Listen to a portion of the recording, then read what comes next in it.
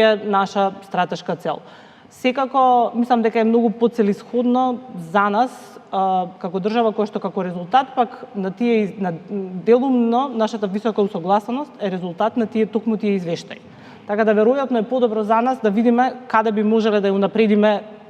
нашата усогласеност понатаму, да работиме на сеопфатен план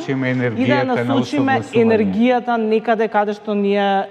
од каде што би имале интерес, користи, каде што би имале напредок. Мислам дека веќе долго време, веројатно па и пред 2022 година, веќе долго време ја насочуваме енергијата во погрешна насока, особено во контекст на европската интеграција. Токму тој аргумент што го искористи премиерот во однос на нашата усогласеност, веројатно би требале да го искористиме на многу поинаков начин,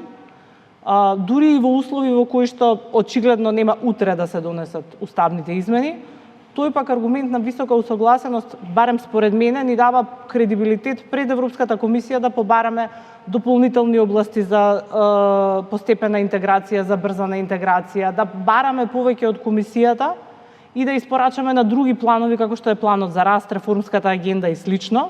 паралелно со сеопфатниот процес. Мислам дека никому не ни носи добро доколку енергијата ја насочуваме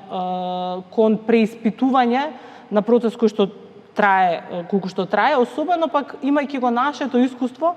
во кое веќе сме свесни дека процесот е никогаш неправеден. И мислам дека тоа веќе веројатно повеќето од јавноста го Да, и во ниту еден момент не сме